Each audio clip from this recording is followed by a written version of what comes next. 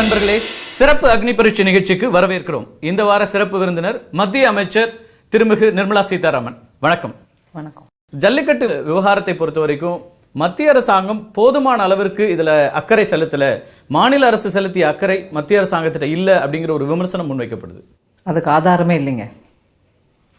மத்திய அரசு ஜனவரி 2016 ஒரு நோட்டிஃபிகேஷன் இஷ்யூ பண்ணாங்க. இந்த மாதிரி ஜல்லிக்கட்டு நடத்தலாம். 2016 சுப்ரீம் கோர்ட் மூலமாக வந்த தீர்ப்புக்கு எகென்ஸ்டாக அந்த நோட்டிஃபிகேஷன் நாங்கள் கொண்டு வந்தது ஒரு வாரத்துக்குள்ளே, ஒரு வாரமோ 10 நாளைக்குள்ளவே சுப்ரீம் கோர்ட் மூலமாக டிஸ்மிஸ் செய்யப்பட்டது. அதுக்கப்புறம் ஹியரிங் நடந்துகிட்டே இருக்குது கோர்ட்டில் ஹியரிங் நடந்துட்டுருக்கு. டிசம்பரில் வந்த உடனே நீங்கள் பார்த்தீங்கன்னா ஆல்மோஸ்ட் முடிவு அடையும் அப்படிங்கிற நிலைமைக்கு இருக்கும்போது நாங்கள் இன்னொரு நோட்டிஃபிகேஷன் எடுத்துகிட்டு வரணும் அப்படின்னு சொன்னால் அது எவ்வளோ கரெக்டுங்க? இப்போ நீங்கள் கான்ஸ்டியூஷன் பிரகாரம் பார்த்தீங்கன்னா legislative power, executive power, judiciary power கிளியராக டிமார்க்கேட் ஆகிருக்கு. ஜுடிஷியரி ஒரு விஷயத்தை கேட்டுட்ருக்காங்க, அது கூட உச்சநீதிமன்றம்.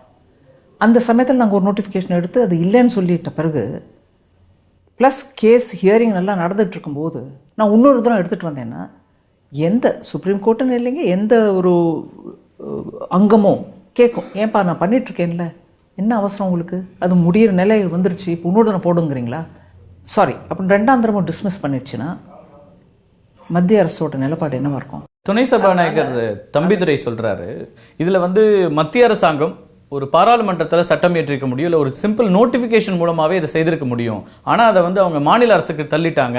இது பத்தி எல்லாம் திருமிகு நிர்மலா சீதாராமனுக்கு தெரியாதா அப்படிங்கிற கேள்வியை நேரா எழுப்புறாரு. துணை சபாநாயகர் ரொம்ப மூத்த தலைவர். அங்கே பார்லிமெண்ட்ல லோக்சபாவில் துணை சபாநாயகர் பதவியிலிருந்து நாங்கள் இன்ட்ராக்ட் பண்ணுறோம். With all my modesty and my humble submission, அவருடைய ஒப்பீனியனுக்கு மதிப்பு கொடுத்துக்கிட்டே நான் சொல்கிறேன். இன்றைக்கி ஃபைனலாக முடிவு என்ன ஆச்சுங்க? ஒரு நல்ல சுமூகமான ஒரு முடிவு பண்ணியிருக்கிறோம். எப்படி பண்ணோம்?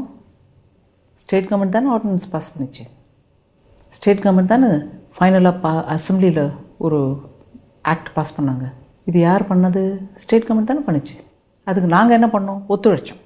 எப்பவும் இல்லாத அளவுக்கு ஒரு 4-5 மந்திரி சபை இருக்கக்கூடிய அதிகாரிகள் தமிழ்நாடு முதல் இப்போ பிரைம் மினிஸ்டரை பார்த்துட்டு போன பிறகு ஒத்துழைச்சு அந்த டிராஃப்ட் எப்படி இருக்கணும் என்னன்றதை பற்றி ஒருத்தர் கன்சல்ட் பண்ணிக்கிட்டு கன்கரண்ட் லிஸ்ட்டில் இருக்கிற சப்ஜெக்ட்ன்றதுனால இஷ்யூ பண்ணாங்க. ஃபைனலாக சென்டர் தான் பண்ண வேண்டியதுன்னா எப்படி பின்ன ஸ்டேட்டில் நடந்துச்சு? ஸோ அவர் பெரிய பொறுப்பில் இருக்கிறவர். நான் வாக்கு ஒவ்வொரு வார்த்தைக்கு நான் பதில் சொல்லிட்டு இருந்தா. இன்னொரு முக்கியமான குற்றச்சாட்டை முன் வைக்கிறாரு. நாங்க 3 நாள் காத்திருந்தோம், ஒரு முக்கியமான பிரச்சனை, லட்சக்கணக்கானவர்கள் இன்னைக்கு வீதிக்கு வந்திருக்காங்க, போராட்டம் நடத்துறாங்க, எம்பிக்கள் அத்தனை பேரும் நாங்க 3 நாள் காத்திருந்தோம், பிரதமரை சந்திக்க முடியல, அவர் எங்களை புறக்கணிக்கிறார் அப்படின்னு ஒரு குற்றச்சாட்டை வைக்கிறார். திருப்பி சொல்றேன், துணை சபாநாயகர் பெரியவர். தமிழ்நாட்டிலேருந்து முதலமைச்சர் இதே விஷயத்து மேல பிரதம மந்திரியை சந்திக்கலையா? அந்த சந்தித்த விஷயத்துக்கு மேலே தமிழ்நாட்டுக்கு உதவியாக நாங்கள் நிற்கலையா? இருந்தாலும் நான் இந்த குற்றச்சாட்டை வைப்பேன்னா, பிரதம மந்திரிங்க பார்க்காம இருக்க மாட்டாங்க. அவருக்கு என்ன கம்பல்ஷன் இருந்ததோ அவரோட டைமில் விஷயத்தில் சீஃப் மினிஸ்டரையே பார்த்து பேசியிருக்காங்க, அதுக்கு வேணுங்கிற உதவி பண்ணுறாங்க. அது அவர் தம்பிதுரை அவர்களும் ஓப்பனாக சொல்கிறார், அங்கே எங்களுக்கு உதவி கிடச்சிச்சு, நான் ஒத்துக்கிறேன். ஆமாம், கடைசியாக நன்றி தெரிவிக்கிறார். தெரிவிச்சுட்டே இருக்கும்போது என்ன பார்க்கல அப்படின்னா, ஐயா ஒரு நிமிஷம், முதலமைச்சரை பார்க்காம விட்டுட்டோமா? இல்லைங்க, முதலமைச்சரை பார்த்ததோடு இல்லாமல் நான் முதலமைச்சர்னா யாருன்றதை ஒரு நிமிஷம் சொல்கிறேன். உங்கள் கட்சிக்கு ஓட்டு போட்டவங்களோ போடாதவங்களோ எல்லாருக்கும் இன்றைக்கி அவர் முதலமைச்சர். தமிழ்நாட்டில் தமிழ் மக்கள் அனைவருக்கும் ஒரு முதலமைச்சர். அவரை பார்த்து என்ன விஷயம், என்ன நடந்துட்டுருக்காங்க, நிலைமை எப்படி இருக்குது, அதுக்கு என்ன பண்ணணுன்றதுக்கு அவரும் இவரும் கலந்து ஆலோசனை பண்ணிவிட்டு அதுக்கு வேணுங்கிற உதவியும் பண்ணிட்டாங்க. சரி, தமிழ்நாட்டில் ஏதோ ஒரு கட்சி, இன்னைக்கு அரசில் இல்லாத கட்சி, அவங்களுக்கு ஏதோ ஒரு பெரிய இந்த விஷயத்திலே வேற ஒரு அபிப்பிராயம் இருக்குது, அதை பற்றி சொல்கிறதுக்கு வந்தாங்க, பார்த்துருந்தா நல்லா இருந்திருக்குமே அப்படிங்கிறதுக்கு இல்ல, ஒரே கட்சி.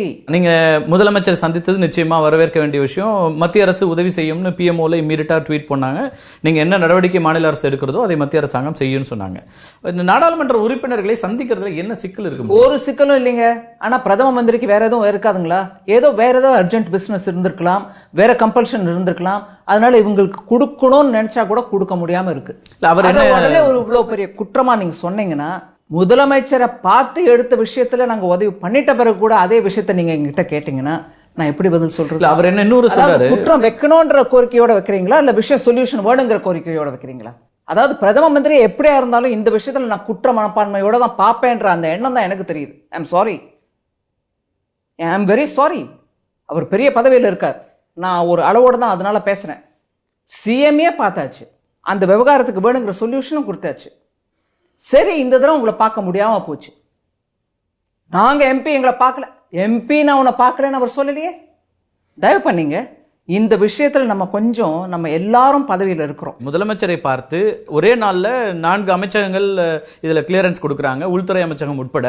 அதற்கு பிறகுதான் இந்த குற்றச்சாட்டு முன்வைக்கப்படுகிறது. நாங்க காவிரிக்கு போனோம், அப்பவும் அவர் பார்க்கல, முல்லை பெரியாறு உள்ளிட்ட பல்வேறு விஷயங்களுக்கு பார்க்கிறோம். கடந்த ஓராண்டுக்கு முன்னாடி இருந்த நிலைமை வேற, இந்த ஓராண்டுல அவர் எங்களை சந்திக்கிறதே மறுக்கிறார் அப்படின்னு ஒரு துணை சபாநாயகர், அதிமுக முக்கிய பொறுப்புல இருக்கிற ஒருத்தர் இந்த குற்றச்சாட்டுகளை முன்வைக்கிறதுனுடைய பின்னணி என்ன, இல்ல அது ஏன் அந்த மாதிரியான குற்றச்சாட்டுகள் தொடர்கிறது அப்படிங்கிற அந்த விளக்கம் தான் கேட்க. நீங்க அவரே கேளுங்க. ஏன்னா குற்றச்சாட்டு முன்ன வைக்கிறவங்க அதுக்கு காரணங்கள் எல்லாத்தையும் சொல்லணும்.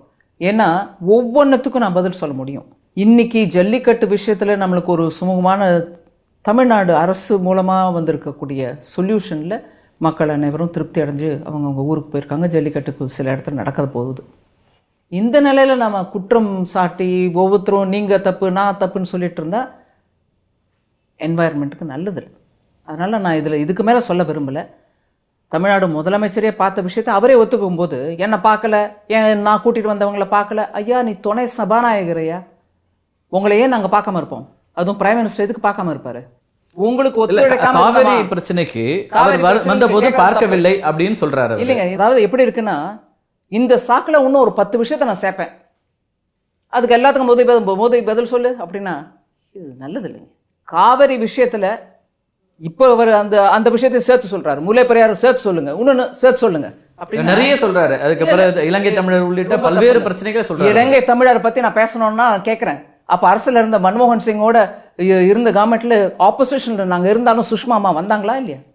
எதிர்கட்சியில இருந்தாலும் ஆளுங்கட்சியில இருந்தாலும் தமிழர் விஷயத்துல நாங்க எங்களுக்கு ஒரு எம்பி இல்லாத போது கூட, ஒரு எம்எல்ஏ இல்லாத போது கூட ரெஸ்பாண்ட் பண்ண கட்சி எங்க கட்சிங்க. திருப்பி இன்னைக்கு மோடி மேல எங்க இருந்தோ ஏதோ காரணத்துக்கு உங்களுக்கு கோபம் இருக்குன்றதுனால எல்லாத்துலயும் அவரை போட்டு இழுத்தா எனக்கு உங்களுக்கு தீர்வு வேணுமா இல்ல ஒரு விவாதத்துக்கோசம் நாங்க பேசுறோம் அப்படிங்கிற நிலை வேணுமா? எனக்கு பர்சனலா இந்த விஷயத்துல ஒண்ணும் இல்லைங்க. ஆனா இந்த சாக்குல உதவி பண்ண ஜல்லிக்கட்டு விஷயத்துல உதவி பண்ணி ஒரே நிலையில முதல்ல இருந்து லாஸ்ட் வரைக்கும் சப்போர்ட்டிவ் நிலையில இருக்கிற பிஜேபியோ மத்திய அரசையோ பிரதம மந்திரியோ திருப்பி நீங்க தான் குற்றம் பண்ணீங்கன்றவங்கள நான் கேட்கலான்னு இருக்கேன். என்ன உங்க நோக்கம் என்னங்க? காங்கிரஸ் பார்ட்டியை ஒரு கேள்வி கேட்கறதில்ல. 2011 ஆட்சியில இருந்து திமுகவை ஒரு கேள்வி கேட்க மாட்டீங்க. இங்க குடியரசு தினம், கருப்பு தினம், கொடியை நம்ம பாரத நாட்டு கொடியை எரிப்பேன், இல்ல கொடி எங்களுக்கு வேணா தலைகீழ வைப்பேன் அப்படிங்கிறவங்கள கேள்வி கேட்க மாட்டீங்க. ஐயா, நாட்டு கலாச்சாரம், நாட்டு ஒருமைப்பாடு, இதை பத்தி நம்ம பேசணும், ஜாக்கிரதை, இப்படி இந்த மாதிரி நடக்கக்கூடாது, வன்முறை வேண்டாம், அறநிலையில பண்ணிட்டு இருந்த போராட்டம் அப்படின்னு பேசினா அதை பத்தி பேசும்போது பிஜேபிய என்ன இதுக்கோசம் பார்க்கல, பிரதமர் மந்திரி என்ன இக்னோர் பண்ணிட்டார். இதான் முக்கியம். நீங்க யாரை கேட்கணுமோ கேளுங்க ஐயா, நல்லா கேளுங்க கேள்வி.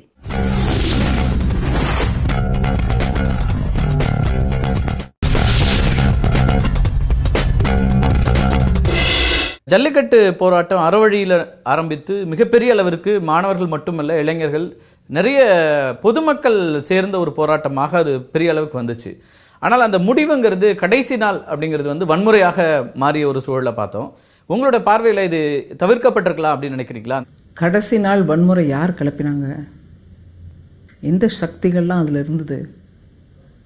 அவங்க எழுப்பின கோஷங்கள் என்ன?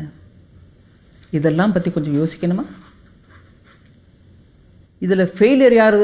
ஆனால் திருப்பி நம்ம ஒருத்த மேலே கல் விட்டு எறியணும், அவனை குற்றம் சொல்லணும் அப்படிங்கிற அந்த எண்ணத்தோடையே பார்க்காம இந்த மாதிரி இந்த நாட்டில் நிலவரம் இருக்கணுமா? இனி இந்த மாதிரி நிலவரம் இல்லாமல் இருக்கிறதுக்கு என்ன பண்ணணுன்றதை பற்றி யோசிச்சா நல்லாயிருக்கும். ஜல்லிக்கட்டு ஒரு உதாரணம் எடுத்துக்கணும். இந்நாளைக்கு அது ஒவ்வொரு பொங்கலுக்கும் ஜல்லிக்கட்டு நடக்குமா நடக்காதான்ற சஸ்பென்ஸை வச்சே ஓட்டாமல் அவங்களோட என்கேஜ் பண்ணியிருந்தா அப்போ அது பாரு கோர்ட்டில் இருக்குது விஷயம். சென்ட்ரல் கவர்மெண்ட் இது பண்ணாங்க, அது போராதுன்னு நம்ம நினைக்கிறோம், நம்ம இது பண்ணலாம், நான் ஸ்டேட் கவர்மெண்ட்டில் இது பண்ணுறேன் அப்படின்னு ஒரு அந்த டிஸ்கஷன்ஸ் இருந்திருந்தா மக்களிடையே எந்த உணர்வு வந்திருக்காது. ரொம்ப வேலிடா நீங்க சொல்றீங்க. ஆனா என்ன பிரச்சனை இங்க இருந்துச்சுன்னா, நம்ம திரும்ப திரும்ப நம்பிக்கை கொடுத்துட்டே இருந்தோம். இந்த ஆண்டு ஜல்லிக்கட்டு நடக்கும், கட்டாயமாக நடத்துவோம் அப்படின்னு மத்திய அமைச்சர்கள் இருந்து எல்லோருமே, மாநில அரசு அதெல்லாம் சொல்லும் போது அந்த நம்பிக்கை அதிகமாகி நடக்காத போது ஒரு ஃப்ரஸ்ட்ரேஷனா ஒட்டுமொத்த பேரும் இன்னைக்கு வீதிக்கு வர ஒரு சூழல் இருந்துச்சு. இது லீகல் ஹர்டல்ஸ் இருக்கு, இந்த பிரச்சனை இருக்கிறது அப்படிங்கறத முன்னாடியே என்கேஜ் பண்ணியிருந்தா இந்த பிரச்சனைகள் வந்திருக்கிறதுக்கான வாய்ப்பு இல்லை. நான் அதை கமெண்ட் நான் பண்ண முடியாது. ஏன்னா ஜனவரி 2016 நான் வெரி கிளியர்லி சொன்னேன். நான் சொன்னேன்றதுனால நான் திருப்பி சொல்லலை. இல்லை நான் அன்றைக்கே சொன்னேன், நான் பரம ஞானி நீங்கள்லாம் இல்லைன்னு சொல்லலை. சட்ட ரீதியாக அது ஆப்வியஸ். அதாவது நம்மளுக்கு முன்னே இருக்கக்கூடிய நிஜம். சென்ட்ரல் கவர்மெண்ட் ஒன்றுமே பண்ணலன்னு சொல்கிறதுக்கு இல்லை. ஏன்னா நாங்கள் நோட்டிஃபிகேஷன் எடுத்துகிட்டு வந்தோம். அதுக்கப்புறம் அந்த நோட்டிஃபிகேஷன் அந்த சுப்ரீம் கோர்ட்டை அதை டிஸ்மிஸ் பண்ண 2016 ஜனவரியில். அதுக்கப்புறம் நாங்கள் சுப்ரீம் கோர்ட்டை அதை டிஸ்மிஸ் பண்ண பிறகு அந்த ஆண்டுக்குள்ளாகவே இன்னொரு நோட்டிஃபிகேஷன் எடுத்துகிட்டு வந்தா நீங்களே இன்னைக்கு பொறுப்புள்ள மீடியாவில் இருக்கிற நீங்கள் எல்லாருமே எங்களை கேட்பீங்க, ஏங்க சென்ட்ரல் கவர்மெண்ட்டுக்கு கொஞ்சம் யோசனை இருக்கணும் இல்லைங்க, சுப்ரீம் கோர்ட் ஹியரிங் நடக்குது, அப்போக்குள்ளே நீங்கள் 2வது தடவை நோட்டீஸ் எடுத்துகிட்டு வந்தீங்கன்னா கிரெடிபிலிட்டி என்ன சென்ட்ரல் கவர்மெண்ட்டுக்குன்ற விஷயம் வரும். ஒன்று. 2வது, ஜட்ஜ்மெண்ட் வரக்கூடிய நிலையில் இருக்கும்போது திருப்பி அதே ஆர்குமெண்ட் தான். ஜட்ஜ்மெண்ட் வரப்போகுது, நீங்கள் இன்னொரு நோட்டிஃபிகேஷன் எடுத்துகிட்டு வந்தால் சுப்ரீம் கோர்ட்டை இன்சல்ட் பண்ணுறீங்களா இல்லையா, அந்த பிரச்சனை வரும், அந்த கொஸ்டின் வரும். அந்த கோர்ட்டில் பண்ண முடியாதுன்றதை நம்ம கிளியராக எக்ஸ்பிளைன் பண்ணும்போது state good have Khan ahead. State அதே ஆர்டினன்ஸ் அப்போ கூட எடுத்துட்டு வந்து இதே ஸ்டாண்டர்ட் 2016 பண்ணிருக்க முடியுமா? ஸ்டேட்டுக்கு இப்படியான ஒரு அட்வைஸ் சென்டர் கூட கொடுத்துருக்கலாம்ல. இப்போ இருக்கிற இந்த ஆப்ஷன் 2016 எனக்கு அந்த விஷயம் புரிஞ்சு நான் சொன்னேன், பப்ளிக்ல சொன்ன, நீங்க எல்லாரும் கூட ரெக்கார்ட் பண்ணீங்க. என்னோட அளவில் நான் சொல்லிருக்கேன். அதிகாரிகள் நம்ம சொல்ல மாட்டாங்களா? மத்திய அரசுக்குமே சரி மாநில அரசுக்கும் சரி அதிகாரிகள் சொல்லிருப்பாங்க. நோட்டிபிகேஷன் இந்த விஷயங்கள் வரும்போது தான் திரும்ப என்ன சொல்றாங்க, ஒரு ரிட்டையர்ட் ஜட்ஜஸ் சொல்ற சஜஷன், கான்ஸ்டிடியூஷன்லயே ஒரு அமெண்ட்மெண்ட் கொண்டு வந்தா இதுக்கான நிரந்தரமா ஒரு தீர்வு வரும். அப்படியான ஒரு விஷயம் ஏன் மத்திய அரசாங்கம் எடுக்கிறதுல என்ன பிரச்சனை இருக்க முடியும், என்ன தயக்கம் இருக்க முடியும்? சென்டர் பொசிஷன் கோர்ட்ல டைரக்டா கன்ஃபரன்டேஷன் வரக்கூடாது. யார் அளவில் அவங்க இருக்கணுமோ அவங்க இருக்கணும். நோட்டிஃபிகேஷன் எடுத்து அது டிஸ்மிஸ் ஆன பிறகு சென்டர் ஏன் பண்ணல, சென்டர் ஏன் பண்ணுறேன்றதுக்கு பதிலாக நாங்கள் தான் சொல்கிறோமே, நீங்கள் கொண்டாங்க ஆர்டினன்ஸ்னு, அதை இங்கே பண்ணி காட்டிருக்கலாமே. நீங்கள் பண்ணலை. அதை இங்கே இருக்கக்கூடிய எம்எல்ஏஸ் எம்பிஸ் இவங்கக்கிட்ட அதை பண்ணுங்கன்னு சொல்லி ஒரு அளவு ஒத்துடி போட்டாங்களா? அதை பற்றி எனக்கு பதில் வரமாட்டேங்குது. அரே எங்களை மோடி பார்க்கலாங்கிறது மாத்திரம் திருப்பி திருப்பி சொல்லிட்டு இருந்தீங்கன்னா, மோடி பண்ண வேண்டியது பண்ணார் இல்லை ஜனவரியில். அதுக்கப்புறம் இந்த கோர்ட்டில் ஸ்பீடாக ஹியரிங் நடந்துகிட்டே இருக்குது. ஸோ கன்க்ளூஷனுக்கு வந்துருன்ற எதிர்பார்ப்போடு நம்ம எல்லாரும் இருக்கிறோம். ஆனால் இங்கே பண்ண முடிஞ்சதை பண்ணலை. அவங்களே திருப்பி இதை பற்றி இப்படி பேசினா நான் பதில் சொல்ல வேண்டிய தேவை. இந்த இடத்துல இன்னொரு கேள்வி என்ன வருதுன்னா, ஏடபிள்யூபி திரும்பவும் கோர்ட்டுக்கு போறோன்றாங்க, விலங்குகள் நல வாரியம். அதை கண்ட்ரோல் பண்றது முடியாத ஒரு நிலை இருக்குமா அப்படின்னு நான் கன்க்ளூஷனுக்கு வரமாட்டேன். ஏன்னா இன்னைக்கு வரைக்கும் எனக்கு தெரிஞ்ச வரைக்கும் அவங்க கோர்ட்டுக்கு போறதா இல்லை.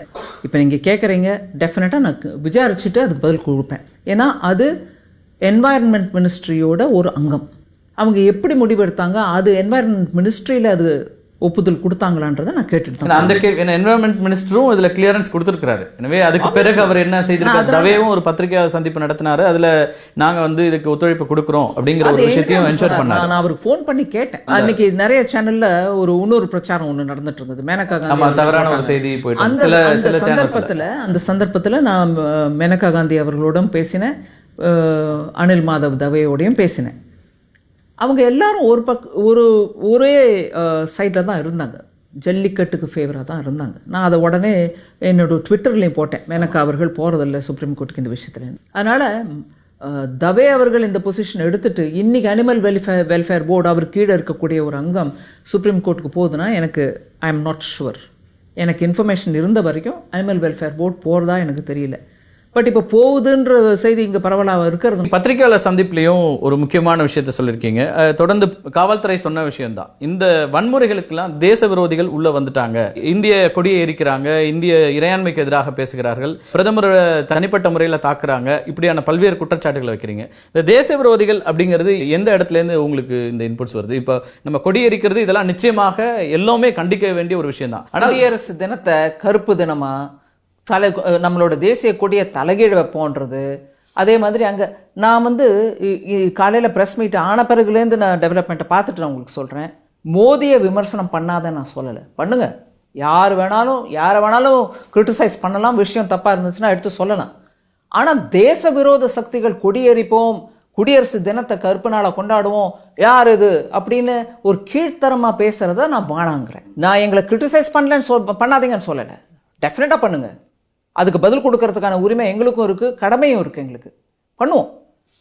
மோடி விமர்சனம் பண்ணக்கூடாது இல்ல, தைரியமா பண்ணுங்க, தாராளமா பண்றதுக்கு எத்தனை தடவை வேணாலும் பண்ணுங்க. ஆனா அங்க அப்ப வரைக்கும் ஒரு அறநிலையோட பண்ணிட்டு இருந்த அந்த போராட்டத்தை திசை திருப்பி அதுல இந்த மாதிரி பிரச்சனைகள் எல்லாம் கலந்துகிட்டு அன்னைக்கு ஜல்லிக்கட்டுக்கு வந்தோமா இல்ல என்ன நடந்துட்டு இருக்கு தமிழ்நாட்டில் அப்படின்னு ஒரு பயம் கலப்பக்கூடிய அளவுக்கு அந்த போராட்டத்துல தலைமை இல்லாம யாரு கையில கிடைச்சாலும் ஒரு கொடி எடுத்துட்டு ஏதோ இந்த போராட்டமே ஒரு புதுவிதமா தான் இருந்துச்சு. எந்த தலைவரும் கிடையாது, எல்லோருமே தன்னெழுச்சியாக வந்த ஒரு போராட்டம். அது வரைக்கும் நல்லா இருந்துச்சு, 6 நாள் எந்த பிரச்சனையும் இல்ல. ஆனா 7வது நாள்ல தான் இந்த வன்முறை வெடிக்குது. இப்ப தேச விரோத சக்திகள் உள்ள வர்றது, அது ஃபண்டமெண்டலிஸ்டா இருக்கலாம், எக்ஸ்ட்ரீமிஸ்டா இருக்கலாம், நீங்க சொல்ற பல்வேறு ஆட்கள் உள்ள வந்திருந்தாலும் நம்ம இப்போ கவர்மெண்ட் இருக்கிற மெஷினரிஸ் இதெல்லாம் ஐடென்டிஃபை பண்ணலையா? ஸ்டேட் சென்டர் ரெண்டுலயுமே இன்டெலிஜென்ஸ் இருக்காங்க, அவங்க இவங்களெல்லாம் தான் ஃபாலோ பண்றாங்க, அதை எப்படி ஐடென்டிஃபை பண்ணாம விட்டுட்டாங்களா? அப்போ அதை பற்றி நான் பெரிய விவரமாக சொல்ல முடியாது. ஐடென்டிஃபை பண்ணியிருக்கலாம், இந்த விசாரணையில் அதெல்லாம் கூட இப்போது ஆராய்ந்து பார்ப்பாங்கன்னு தான் எனக்கு நம்பிக்கை இருக்குது. அதுலேருந்து வரக்கூடிய ஃபைண்டிங்ஸை வச்சுக்கிட்டு நம்ம இனிமே எப்படி நடத்திக்கிறோம், அதாவது மக்கள் போராடக்கூடாதுன்னு சொல்லலை, அமைதியாக வந்து அவங்களுக்கு இருக்கக்கூடிய விஷயங்களை எடுத்து உரைக்கிறதுக்கான அதிகாரம் எல்லாருக்கும் இருக்குது. ஆனால் இந்த மாதிரி வன்முறையோ இந்த மாதிரி அதுலேருந்து சோஷியல் மீடியாவில் பரவுறதோ இல்லை அந்த சோஷியல் மீடியாவில் பரவுறதுனால மீதி ஊரெல்லாம் கூட இதோட இம்பேக்ட் ஆறுதோ இஸ் டேஞ்சரஸ். அந்த இடத்துல தான் கேள்வி வருது, ஒரு அறவழியான போராட்டம் இதே மாதிரி அடுத்தடுத்த பிரச்சனைகளை அவங்க முன்வைக்கிறாங்க. இப்போ வந்து ஜல்லிக்கட்டுங்கிற பிரச்சனை இருந்தது, அதுக்கப்புறம் விவசாயிகளுக்காக நாங்கள் வருவோம், காவிரி மேலாண்மை வாரியத்தை அமைக்கிறதுக்காக நம்ம கூடணும், இப்படி பல்வேறு விஷயங்களை குறிப்பாக தமிழ்நாட்டிற்கான உரிமைகளை பெற்றுத் தருவது அப்படிங்கிறதுக்கான பிரச்சனைகளை முன்னெடுக்கணும்னு மாணவர்கள் பேச தொடங்குறாங்க. இந்த போராட்டம் அறவழியிலேயே முடிந்திருந்தால் அடுத்தடுத்த போராட்டங்கள் இப்படி நிகழுங்கிறதுனால தான் இந்த வன்முறையை காவல்துறையும் அரசுகளும் அவர்களாக உண்டாக்குனாங்க அப்படிங்கிற குற்றச்சாட்டை மாணவர்கள் நேராக வைக்கிறாங்க. அது நான் அதில் நான் என்னோட வியூவை சொல்லவும் முடியாது, அதை கிரிட்டிசைஸும் பண்ண முடியாது. அவங்க வச்சிருக்கிற முன்வைக்கிற வியூவை பற்றி நான் எதிர்ப்பு சொல்ல முடியாது, எனக்கு இன்ஃபர்மேஷன் இல்லைங்க. நானும் உங்களை மாதிரி நீங்கள் மீடியாவில் காட்டினதையும் தான் பார்த்துட்டு பேசுகிறேன். அதே சமயம் அங்கே பார்ட்டி ஒர்க்கர்ஸ் இங்கே இருக்கிறவங்களும் அவங்க இன்புட் சொல்கிறாங்க. இதெல்லாம் இந்த விசாரணை மூலமா வரட்டும் வழியில். இப்போ காவல்துறையும் இதில் வன்முறையில் ஈடுபட்டிருக்காங்க. நீங்கள் பார்த்த மாதிரியான தொலைக்காட்சிகளில் வந்ததுலேயே பல இடங்களில் வந்து ஆட்டோக்களுக்கு தீ வைக்கிறது அல்லது வீடுகளை கொளுத்துறது இப்படின்லாம் வந்திருக்கு. அப்போ அந்த இதை வந்து எப்படி பார்க்குறது? காவல்துறையில் இருக்கிறவங்க யாராவது இந்த மாதிரி மிஸ்பிஹேவ் பண்ணியிருந்தா அவங்க மேலே டெஃபினட்டாக ஆக்ஷன் எடுக்கணும். மக்களுக்கு நம்பிக்கை போயிடக்கூடாது. டெஃபினட்டாக அவங்க ஒரு டியூட்டியில் என்ன மாதிரி பண்ணணுமோ அந்த அளவில் தான் பண்ணியிருக்கணும். அதை மிஞ்சி யாரோ பண்ணியிருந்தா இந்த விசாரணை மூலமாக வரும் அப்படின்னு இன்னைக்கு கமிஷனர் சொல்லிருக்கிறத நான் வரவேற்கிறேன். அவங்க அதே சொன்ன வாக்கை நிறைவேற்றணும். அந்த விசாரணை மூலமாக என்ன வருதோ அவங்க மேலே ஆக்ஷன் எடுக்கிறதுக்கு தயங்கக்கூடாது. அதை நான் டெஃபினட்டாக சொல்லுவேன். காவல்துறை ரொம்ப எக்ஸ்ட்ரீம்லி பொறுப்போடு நடந்துக்க வேண்டிய. ஹியூமன் ரைட்ஸ் கமிஷனும் அவங்களோட பிரிலிமினரி இதுல வந்து அதை சொல்லியிருக்காங்க, இந்த எக்ஸஸ் இருக்கு அப்படிங்கறத அவங்க சொல்றாங்க. நீங்க சொல்ற மாதிரி நடவடிக்கை எடுக்கணுங்கிறது ஒன்று இருக்கு. இந்த இதுல வித்தியாசமா ஒரு விஷயம், நீங்க நேஷனலா நிறைய விஷயங்களை பார்த்துருக்கனால உங்க அனுபவத்துல இருந்தே கூட கேட்கிறேன். இந்த போராட்டங்கள்ல தொடக்க நாள்ல இருந்தே ஒட்டுமொத்தமாக வந்த ஒரு குரல்ங்கிறது எந்த அரசியல் கட்சிகளும் வர வேண்டாம், எந்த அரசியல் தலைவரும் எங்கள்கிட்ட வர வேண்டாம், நாங்க எல்லாருமே ஒதுக்குறோம் அப்படின்னு ஒரு விஷயத்தை முன் வச்சாங்க. அதை எப்படி புரிஞ்சுக்கிறீங்க? ஒட்டுமொத்தமான ஒரு ஃப்ரஸ்ட்ரேஷனுடைய ஒரு அவுட்கமா அதை பார்க்க வேண்டியது. அந்த நிலை வரைக்கும் வரக்கூடாதுங்க. ஏன்னா அரசியல் கட்சிகளை நிராகரிச்சிருங்க, அதுக்கப்புறம் நீங்களா போய் யார்கிட்ட பேச போறீங்க? ஆஃப்டர் ஆல் நம்மளால தேர்ந்தெடுக்கப்பட்ட தலைவர்கள் தான் அவங்க உட்காந்து அரசுகள்கிட்ட பேசிதான் ஆகணும், அதிகாரத்தில் இருக்கிறவங்கள்ட்ட பேசி ஆகணும். ஒட்டுமொத்தமா எந்த கட்சியும் அவங்க ஏத்துக்கல, எந்த தலைவர் வந்தாலும் ஏத்துக்கல. இல்லைங்க, அதுதான் நான் சொல்றேன். அது ஹெல்தி இல்லை. நம்மளுக்கு நிலைமை அப்படி இருக்கும்போது கோபத்தில் ப்ளஸ் நம்மளுக்கு ஃப்ரஸ்ட்ரேஷனில் நம்பிக்கை போன நிலையில் யாரும் தான் ஒதுக்கும். அது நேச்சுரல், அதை நான் தப்பு சொல்லலை. ஆனால் இது இப்படியே வளர்ந்துட்டு போச்சுன்னா சொசைட்டிக்கு நல்லதில்லை. எந்த கட்சி பதவியில் இருந்தாலும் மக்கள் பிரச்சனை எடுத்துகிட்டு போய் அவங்கக்கிட்ட பேசுறதுல தப்பு ஒன்றும் இல்லை. என்னோட கொள்கைக்கு எதிராக இருக்கக்கூடிய கட்சி அந்த அளவுக்கு நம்பிக்கை இழந்த இடத்துல கட்சிகள் போயிருச்சு அப்படிங்கறதையும் நம்ம பார்க்க வேண்டியது. அதை தான் சொல்றேன். அதனால இந்த வேலையை நம்ம ரெகுலரா ஆட்சியில் இருக்கக்கூடிய கட்சியோட நான் என்னுடைய மக்களை எடுத்துட்டு வந்து பேசுவேன். அவங்க கிட்ட இருக்கக்கூடிய விஷயத்த சொல்லுவேன். நீங்க அதுக்கு சொல்யூஷன் கொடுக்கணுன்ற அந்த கான்ஸ்டன்டா அந்த என்கேஜ்மெண்ட் இருந்துட்டு தான் இருக்கணும். அது இல்லைன்னு வச்சுக்கோங்க, ஏதோ ஒரு காரணத்தினால இல்லாம போயிடுச்சுன்னா டெஃபினட்டாக எந்த கட்சி மேலேயும் மக்களுக்கு நம்பிக்கை இருக்காது. நீ வராத, அவனும் வருவானா, எவனும் வானா, எங்களுக்கு நாங்கள் பார்த்துக்குறோம் அப்படின்னும். ஆனால் நாங்கள் பார்த்துக்குறோன்னா ஃபைனலாக யார் நம்மளுக்கு சொல்யூஷன் கொடுக்கணும்? இப்போ அரசில் இருக்கிறவன் தானே.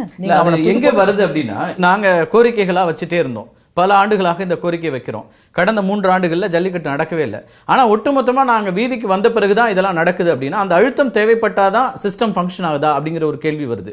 இது புகைய ஆரம்பிச்சதுலேருந்தே அந்த கட்சிகள் தொடர்பு இருக்கிறவங்க, இப்போ வாங்க மாணவர்களே, நான் பேசுகிறேன், நான் இன்னைக்கு பதவியில் இல்லாமல் இருக்கலாம், நான் எதிர்கட்சியில் இருக்கலாம், ஆனால் வாங்க நம்ம போகலாம், பேசலாம், ஏன் வரலன்றது புரிஞ்சுக்கலாம்.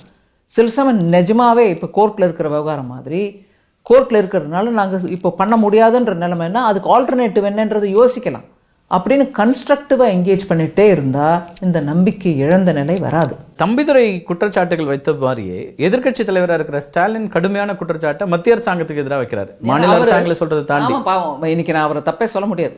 ஏன்னா 2011 யூபிஏ கவர்மெண்ட்ல அவரும் ஒரு பங்கு வகித்து வருதான். அப்போது அந்த நோட்டிஃபிகேஷன் எடுத்துகிட்டு வந்தது ஏன் பாவம் அப்போ ஒன்றுமே பேசலை.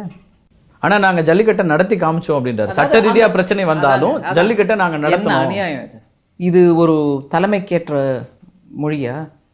ஒரு கட்சி பொறுப்புள்ள கட்சிக்கேற்ற நடவடிக்கையா? அங்கே என்னவோ நோட்டிஃபிகேஷன் கொண்டு வந்து ஜல்லிக்கட்டு நடத்தக்கூடாதுன்னு சட்டம் போடுறீங்க. அந்த சட்டம் போடும்போது நாங்கள் ஒன்றும் சொல்லாமல் ஒத்துழைச்சோம். இங்கே வந்து நடத்திக்கையா அப்படின்னா பொறுப்புள்ள கட்சி சட்டத்துக்கு விரோதமாக நீங்கள் நடத்திக்கன்னு சொன்னோன்றது நாங்கள் தான் நடத்த வச்சோம் அப்படின்னு சொன்னால் நல்லதா? சட்டம் போடும்போது நீ ஒன்றும் சொல்லலை, சட்டம் இருக்குது, ஆனால் அதுக்கு எகென்ஸ்டாக மக்களை நீங்கள் நடத்திக்கங்கயான்னு சொன்னால் பொறுப்புள்ள பேச்சு அது.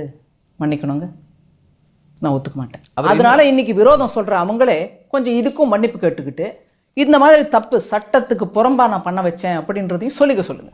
சந்திக்காததுல அவரும் சொல்றாரு, நடிகர் நடிகைகள் எல்லாம் சந்திக்கிறாரு அப்படின்னு ஒரு லிஸ்ட் போட்டுட்டு, ஆனா எங்க எம்பிக்களை சந்திக்கல, அதிமுகல இருந்து போன எம்பிக்களை சந்திக்கலன்னு ஸ்டாலின் அவர்களும் அந்த குற்றச்சாட்டம். நான் ஒன்னே ஒன்று தான் கேட்கிறேன், அவருக்கும் அதே பதில் தான். நீங்க ஆட்சியில் இருந்தபோது எம்எல்ஏ எம்பி யாரும் வராமலே நீங்க சட்டம் போட்டிருக்கீங்களே, ஏன் போட்டீங்க? அப்ப ஏன் சும்மா இருந்தீங்க? இப்போ யாரை குற்றம் சொல்லலாம்னு அலையிறீங்களா பார்த்துக்கிட்டு? இல்லைங்க, தப்புங்க அது. நீங்கள் முதல்ல மன்னிப்பு கேட்டுருங்க. தமிழ் மக்களே, தெரியாமல் 2011 காங்கிரஸ் ஆட்சியில் நடந்தது. நாங்கள் அப்போது தோழமை கட்சியாக இருந்தோம். நாங்கள் பண்ண குற்றத்துக்கு இன்னைக்கு நாங்கள் தேட வேணாம், மோதியா இன்னொருத்தரான்னு தேடவே வேணாம். நாங்கள் பண்ணிட்டோம் தப்பு. ஒரு தடவை வந்து சொல்லிட சொல்லுங்க. அண்ணன் ஸ்டாலின் எப்போலேருந்தோ அரசியலில் இருக்கார் தமிழ்நாட்டில். இன்னைக்கு அவரு நம்ம கலைஞர் கருணாநிதி அவருக்கு வாரிசு.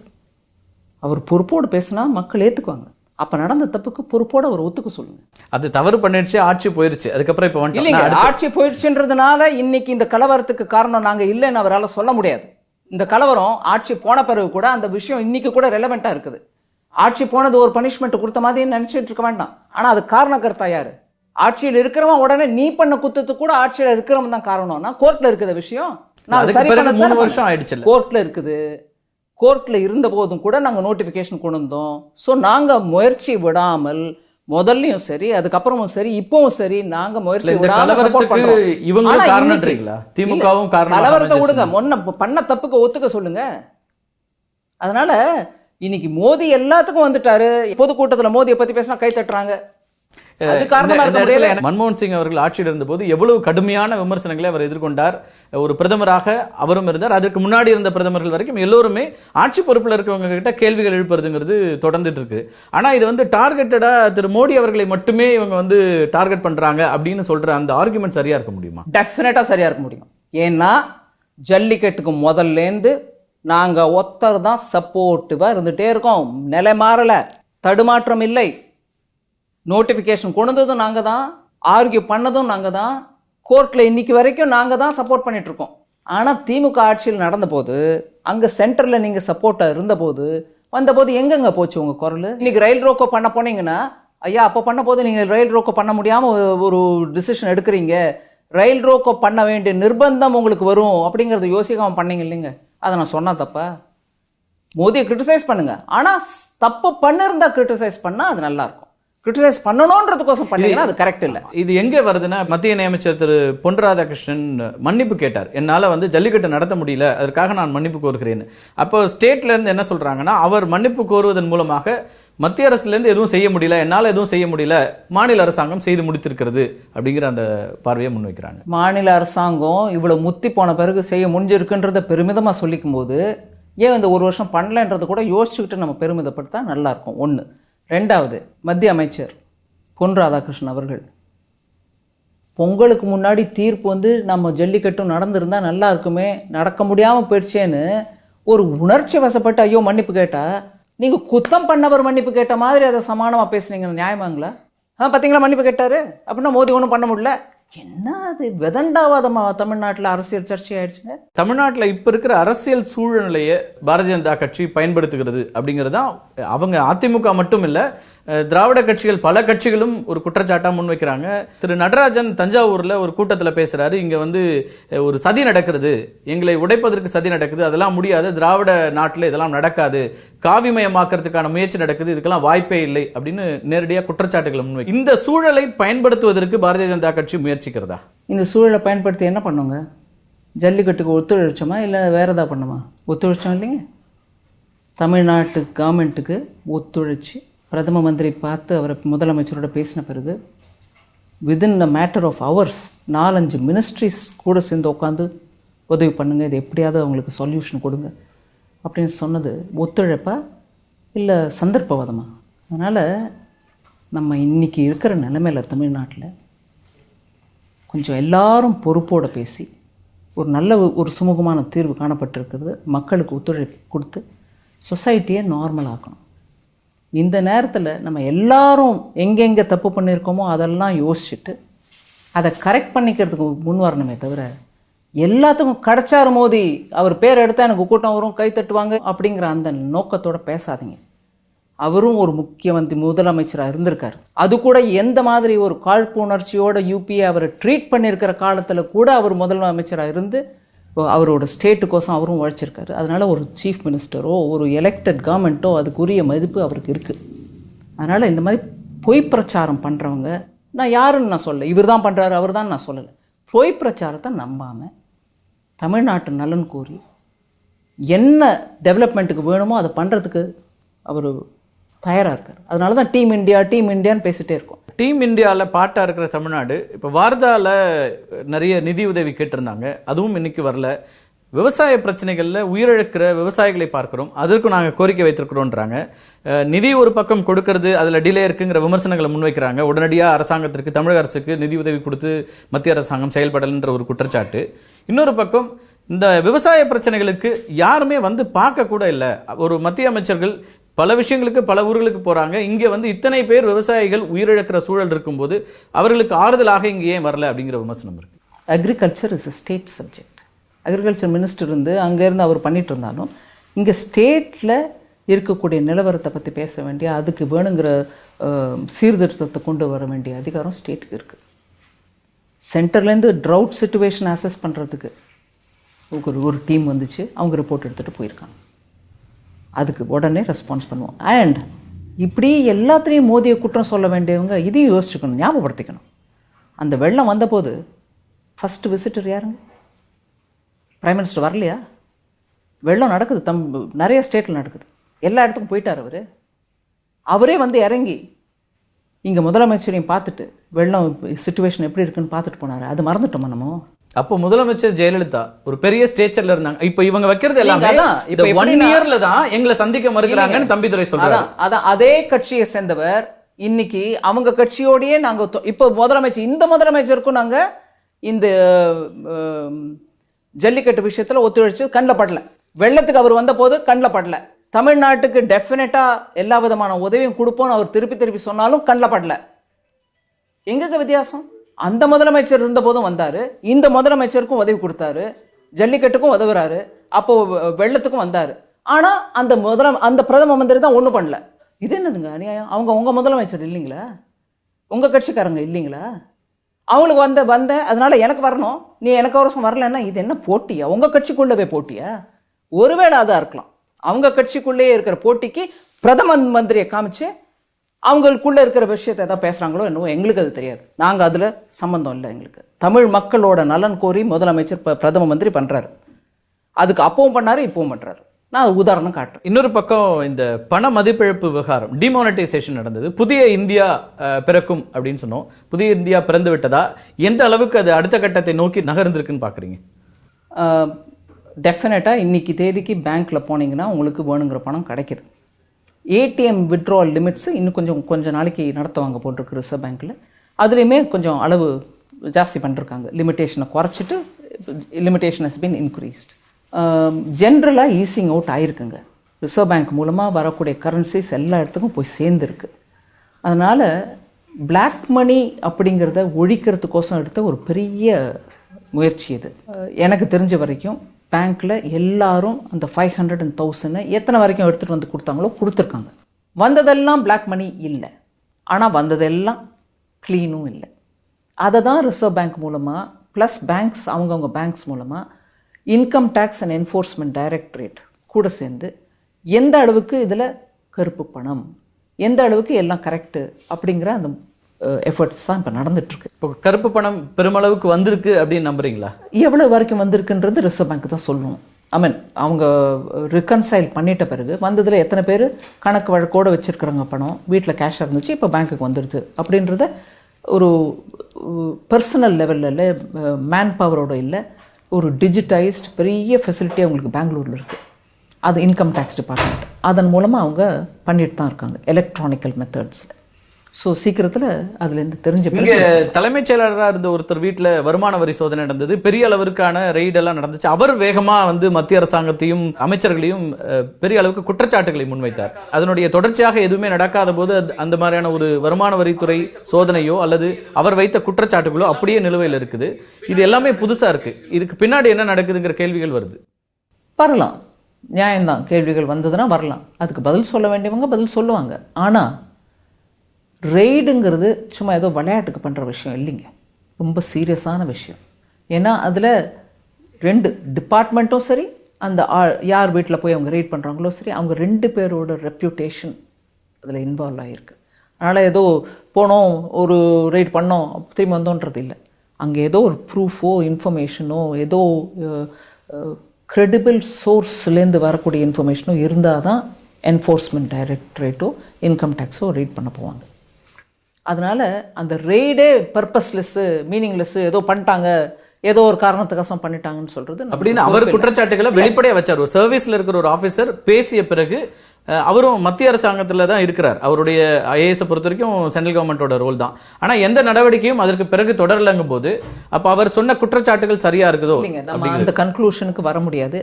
அதனால அவர் குற்றச்சாட்டு சொன்னார்னா சொல்லட்டும், ஏன்னா அவர் he's in this know. But எனக்கு தெரிஞ்சு என்ஃபோர்ஸ்மெண்ட் டைரக்டரேட்டோ இன்கம் டேக்ஸ் டிபார்ட்மெண்ட்டோ பேசிஸ் இல்லாமல் ரெய்டுக்கு போக மாட்டாங்க. அதுலேருந்து என்ன வந்துச்சுன்றதுக்கு நம்மளுக்கு இன்னும் கிளியராக அக்கௌண்ட் தெரியல. அதனால எதுவும் வரல, அதனால தான் அவங்க ஒன்றும் சொல்லலை அப்படின்னு சொல்ல முடியாது. வெயிட் பண்ணி பார்ப்போம். இப்ப தலைமைச் செயலகத்துக்கு போனது தவறு அப்படிங்கிற ஒரு குற்றச்சாட்டு நிறைய முன்வைக்கப்பட்டது. ஒரு சிஆர்பிஎஃப் போய் அங்க இருக்கலாமா, இது ஒரு ஸ்டேட்டோடைய மாண்புக்கு எதிரானதாக இருக்குது அப்படிங்கிற ஒரு குற்றச்சாட்டை முன் வச்சாங்க. யார் வச்சாங்களோ தெரியாது எனக்கு, வச்சவங்க பதில் சொல்லிக்கிட்டோம். அவரே சொன்னாரு. அவரும் அதிகாரத்தில் இருந்த ஒரு பெரிய அதிகாரி. இத்தனை நாள் வரைக்கும் என்னெல்லாம் நடக்கும் state or centre and state மூலமா என்னெல்லாம் நடக்கக்கூடிய அதிகாரங்கள் யாருக்கிட்டலாம் இருக்குன்றது அவருக்கும் தெரியும்.